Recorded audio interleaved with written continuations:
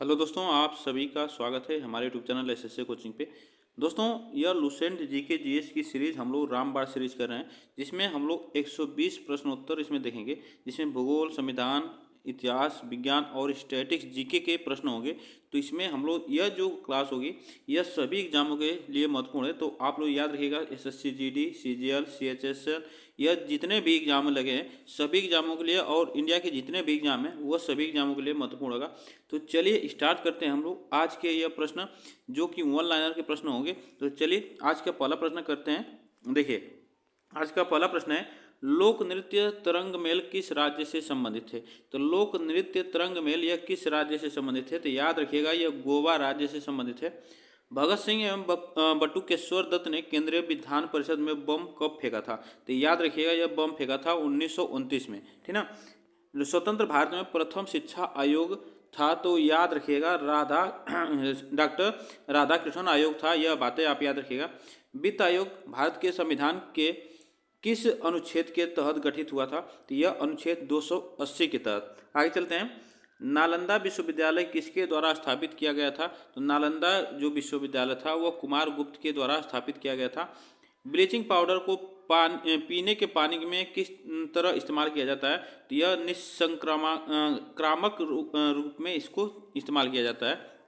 आगे चलते हैं। नींबू के रस का पीएच मान कितना होता है। तो यह याद रखिएगा, नींबू के रस का वो 7 होता है। यह आप याद रखिए, 7 होता है, ठीक ना, 7 होता है। वॉशिंग सोडा को किस रूप में जाना जाता है। तो यह सोडियम कार्बोनेट के रूप में जाना जाता है। अगर वहीं पे खाने वाला सोडा जो होता है उसको सोडियम बाई कार्बोनेट के नाम से जाना जाता है। आगे चलते हैं। आरबीसी और बी, यहाँ पे देखिए, यहाँ पे टाइपिंग मिस्टेक है, यहाँ पे डब्ल्यूबीसी होगा।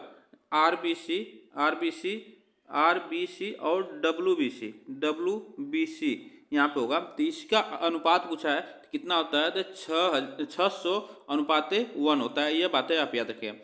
भारत की सिलिकॉन घाटी किस शहर में है। तो यह बेंगलुरु को सिलिकॉन घाटी कहा जाता है। आपको ये भी याद रखना होगा। देखिए, कौन सी बीमारी एक पागल कुत्ते के काटने से होती है। तो यह हाइड्रोफोबिया होता है। क्या होता है, हाइड्रोफोबिया हो जाता है उससे। आगे चलते हैं। परमाणु ऊर्जा के उत्पादन के लिए कौन सी धातु का उपयोग किया जाता है। तो यूरेनियम का उपयोग किया जाता है। किसका, यूरेनियम का उपयोग किया जाता है।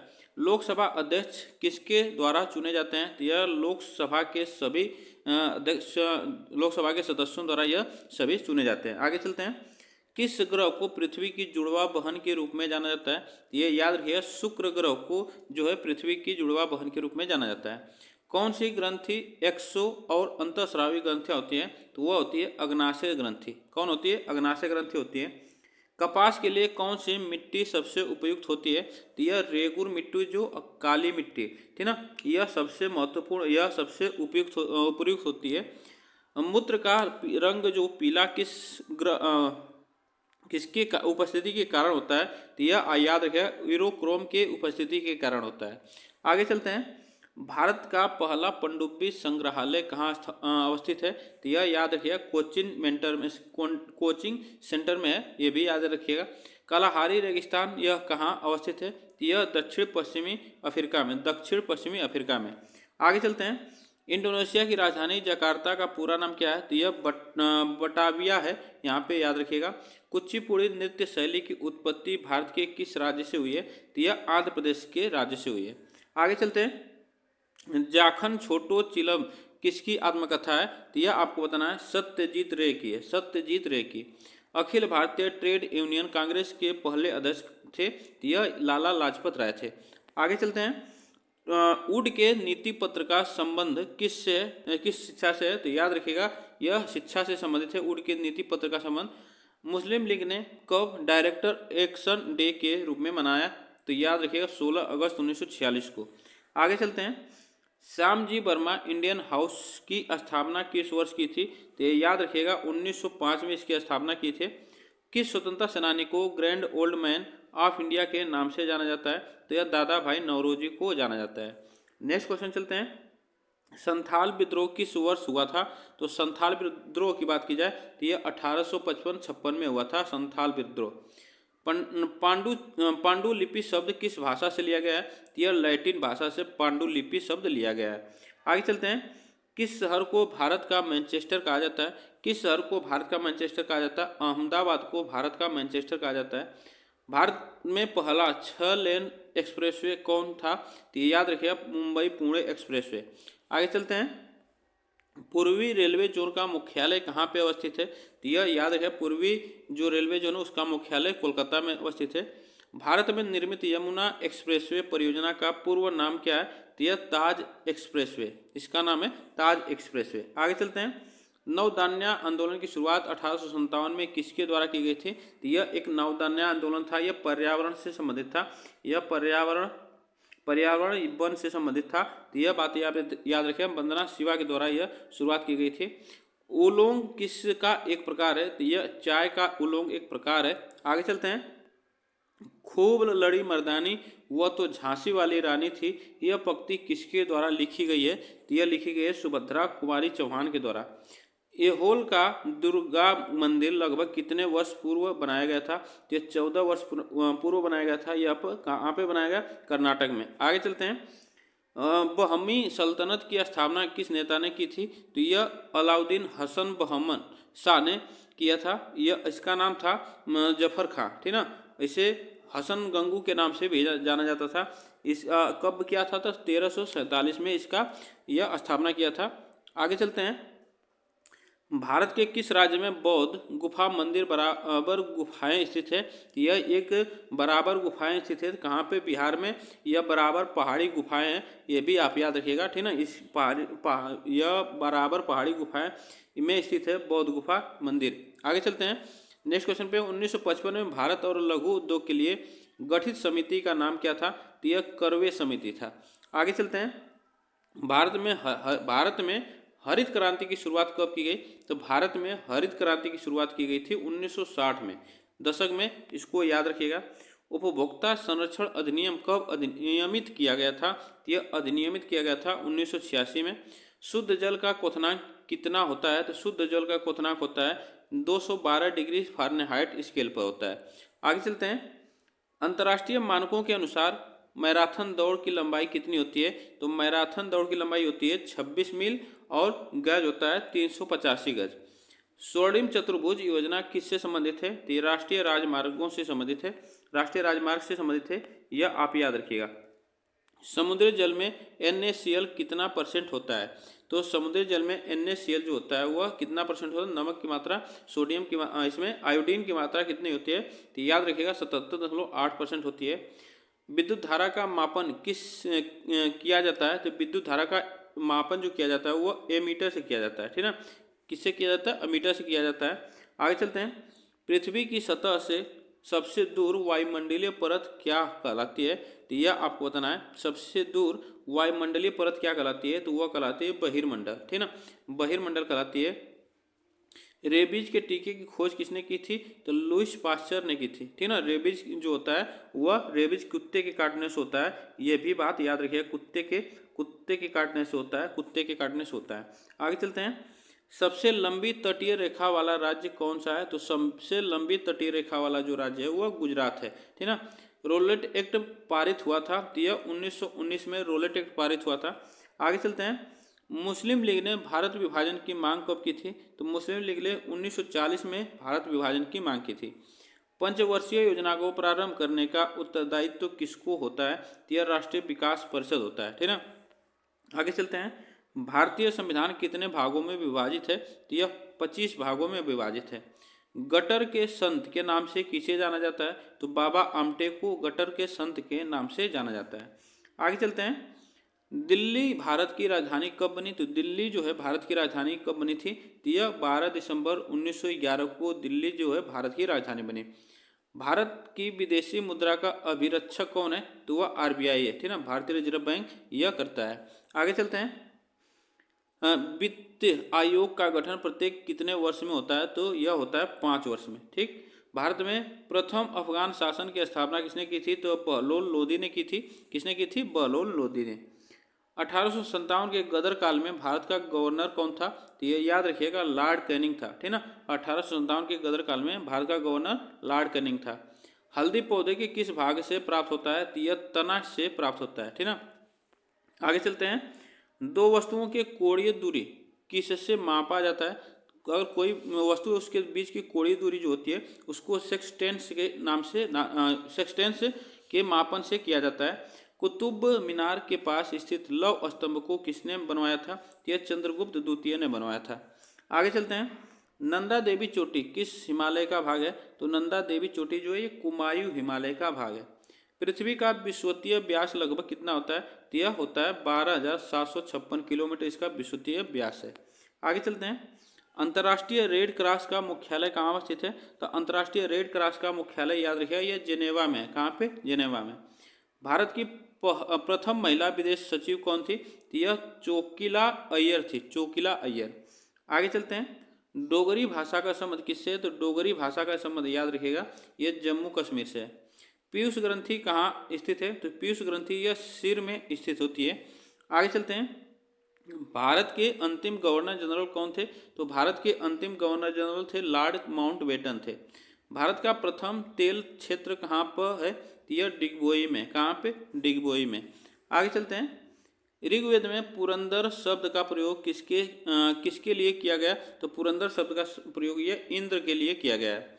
भारत में वित्तीय वर्ष का प्रारंभ होने की तिथि क्या है? तो 1 अप्रैल है। क्या है? 1 अप्रैल। आगे चलते हैं। यूनिसेफ दिवस के रूप में कब मनाया जाता है? तो यूनिसेफ दिवस के रूप में यह मनाया जाता है 11 दिसंबर को मनाया जाता है। प्रथम बार भारत में आईएएस की परीक्षा कब हुई थी? तो यह हुई थी 1947 में प्रथम बार आईएएस की परीक्षा हुई थी। आगे चलते हैं। पृथ्वी का ध्रुवीय व्यास उसके विषुवतीय व्यास से कितना कम है? तो याद रखिएगा 42 किलोमीटर कम है। नोकरेक बायोस्फीयर रिजर्व कहाँ पर स्थित है? नोकरेक यह याद रखिएगा नोकरेक यह बायोस्फीयर रिजर्व है, यह मेघालय राज्य में स्थित है। आगे चलते हैं।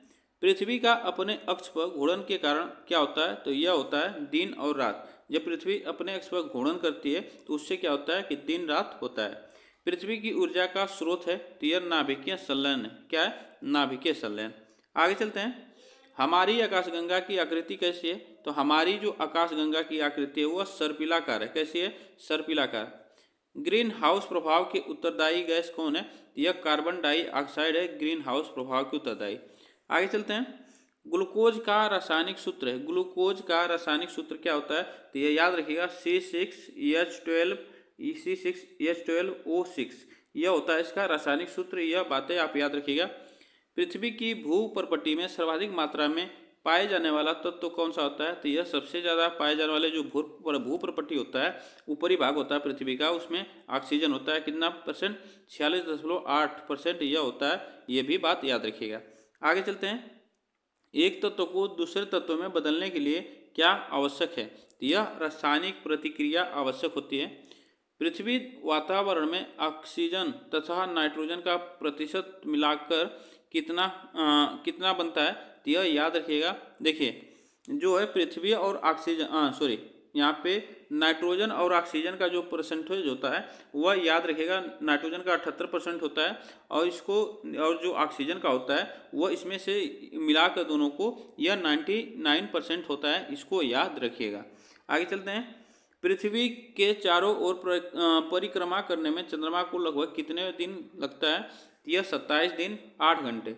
जो पृथ्वी के चारों परिक्रमा करता है चंद्रमा उस कितने दिन लगता है? तो 27 दिन 8 घंटे लगता है। गोमतेश्वर की मूर्ति कहाँ अवस्थित है? यह कर्नाटक राज्य में स्थित है गोमतेश्वर की मूर्ति। आगे चलते हैं। भारत में सबसे कम वर्षा कहाँ होती है? तो भारत में सबसे कम वर्षा जो होती है वह कहाँ पे होती है? तो लेह में होती है। कहाँ पे? लेह में। कोलाबा पॉइंट कहाँ अवस्थित है? तो कोलाबा पॉइंट है यह मुंबई में अवस्थित है। आगे चलते हैं। कवियों में भारतीय आत्मा किसे कहा गया? तो कवियों में भारतीय आत्मा किसे कहा गया? तो यह माखनलाल चतुर्वेदी को कहा गया। झंडा गीत को किसने लिखा? तो झंडा गीत को लिखा है श्यामलाल गुप्ता ने। किसने लिखा? श्यामलाल गुप्ता ने लिखा है। एक फोटो विद्युत सेल प्रकाश ऊर्जा को किस में परिवर्तित करता है? तो एक फोटो विद्युत सेल जो होता है प्रकाश ऊर्जा को किस में परिवर्तित करता है? तो यह विद्युत ऊर्जा में परिवर्तित करता है। कंप्यूटर का जनक किसे कहा जाता है? तो चार्ल्स बेबेज को कंप्यूटर का जनक कहा जाता है। आगे चलते हैं। पंचायती राज का सबसे छोटा अंग होता है। तो पंचायती राज का सबसे छोटा अंग जो होता है वह ग्राम पंचायत होता है। भारत के राष्ट्रपति अपना इस्तीफा किसे सौंपता है? तो याद रखिएगा उपराष्ट्रपति को सौंपता है। आगे चलते हैं। संवैधानिक सभा द्वारा भारत के संविधान को कब अंगीकार किया गया था? तो यह अंगीकार किया गया था 26 नवंबर 1950 को, और 26 नवंबर को विधि दिवस के रूप में मनाया जाता है। 26 नवंबर को विधि दिवस, याद रखिएगा, विधि दिवस के रूप में मनाया जाता है, ये भी बात याद रखिएगा। आर्य सर्वप्रथम कहाँ बसे थे? तो आर्य जो सर्वप्रथम बसे थे वह पंजाब और अफगानिस्तान में सबसे पहले बसे थे। आगे चलते हैं। भारत सेवक समाज की स्थापना किसने किया था? तो भारत सेवक समाज की स्थापना यह गोपाल कृष्ण गोखले ने किया था। बंगाल विभाजन के विरोध के रूप में स्वदेशी आंदोलन कब हुआ था? तो 1905 में हुआ था स्वदेशी आंदोलन। आगे चलते हैं। भारत का विभाजन किस प्लान द्वारा किया गया? तो यह माउंटबेटन प्लान के द्वारा किया गया था। गंगा सागर प्रोजेक्ट किस राज्य में है? तो गंगा सागर जो प्रोजेक्ट है उत्तराखंड राज्य में स्थित है। आगे चलते हैं। योग दिवस कब मनाया जाता है? तो योग दिवस मनाया जाता है 21 जून को, जो है योग दिवस के रूप में मनाया जाता है। रतौंधी किस विटामिन की कमी से होता है? तो विटामिन ए की कमी से जो होता है वह रतौंधी होता है। आगे चलते हैं। आधुनिक आवर्त सारणी के वर्ग 1 के तत्व को क्या कहा जाता है? तो यह याद रखिए क्षार धातु उसे कहा जाता है। क्षार धातु उसमें होते हैं तत्व, ये भी याद रखिएगा। इथेनाइक एसिड का सामान्य नाम क्या होता है? तो एसीटीर एसिड होता है, एसीटीर एसिड। आगे चलते हैं। द्रव्यमान अवतरण के गुणनफल को क्या कहा जाता है? तो यह इसको कहा जाता है क्या? बल कहा जाता है। गुणसूत्र की खोज किसने की थी? तो वाल्वेयर ने गुणसूत्र की खोज की थी। गुणसूत्रों की अगर संख्या पूछा जाए तो 46 होती है, इसमें 23 जोड़े होते हैं और 46 संख्या होती है। अगर पूछा जाए जोड़े में पूछा जाए तो 23 होता है और संख्या पूछा जाएगा तो 46 होती है। शैवालों का अध्ययन क्या कहलाता है? तो शैवालों का अध्ययन फाइकोलॉजी कहा जाता है। आगे चलते हैं। सबसे छोटा आवृत्तिबीजी पौधा होता है तो वो होता है लेमना। क्या होता है? लेमना। आगे चलते हैं। राजा राम मोहन राय ने ब्रह्म समाज के नाम से एक सुधार संघ की स्थापना की, जिसे बाद में किस नाम से जाना गया? तो यह जाना गया ब्रह्म समाज, जो कि 1828 में इसकी स्थापना हुई थी। आगे चलते हैं। किसे बंगाल में मुस्लिम पुनर्जागरण के जनक के रूप में जाना जाता है? तो यह जाना जाता है नवाब अब्दुल लतीफ़ खां को जाना जाता है। किस अखबार का संपादन दादा भाई नौरोजी ने किया था? तो यह रस्तगोस्तार ने किया था, रस्तगोस्तार ने। आगे चलते हैं। पृथ्वी की प्रॉपर्टी बनाने वाले खनिज पदार्थ के किसी भी प्राकृतिक पिंड को क्या कहते हैं? तो उसे कहते हैं चट्टान। क्या कहते हैं? उसे चट्टान कहते हैं। चट्टानों की परतों में फंसे मृत पौधों और जंतुओं के अवशेष को क्या कहा जाता है? तो उसे याद रखिएगा, उसे जीवाश्म कहा जाता है, ठीक ना, उसे जीवाश्म कहा जाता है। आगे चलते हैं। भारत में बैंकिंग प्रणाली के संदर्भ में IFSC का पूर्ण रूप क्या होता है? तो IFSC आप ये जानते हैं कि कोड होता है, उसका पूर्ण रूप नाम होता है इंडियन फाइनेंशियल सोशल कोड, इसका नाम होता है। क्यूरियम का रासायनिक प्रतीक होता है, तो क्यूरियम का रासायनिक प्रतीक होता है Cm और इसका परमाणु संख्या होती है 96। आगे चलते हैं। आयोडीन की गंभीर कमी का एक आम संकेत कौन सा है? यह याद रखिएगा, यह गार्डन नहीं, यहाँ गर्दन होगा, गर्दन, यहाँ पे याद रखिएगा, यहाँ पे यह गर्दन, ठीक ना, गर्दन में सूजन, गर्दन में सूजन हो जाती है, यह बातें याद रखिएगा। सूर्य का ताप किस यंत्र से मापा जाता है? तो यह पायरोमीटर तापमापी से मापा जाता है। आगे चलते हैं। साबुन के बुलबुले के अंदर दाब पर क्या प्रभाव पड़ता है? यह दाब पर प्रभाव पड़ता है वायुमंडलीय दाब से अधिक होता है। दुनिया की सबसे बड़ी ताजे पानी की झील कौन सी है? तो वह सुपीरियर झील है, सबसे ताजे पानी की झील है। तो आज के लिए बस हम लोग यह 120 प्रश्न हम लोग किए। तो आप बताइएगा यह प्रश्न कैसे लगे, और वीडियो को एक बार आप लोग लाइक शेयर जरूर करिएगा और कमेंट जरूर करिएगा, ठीक ना, कमेंट आप लोग जरूर करिएगा, कमेंट करके जरूर बताइएगा। तो आज के लिए तब तक के लिए थैंक यू सो मच।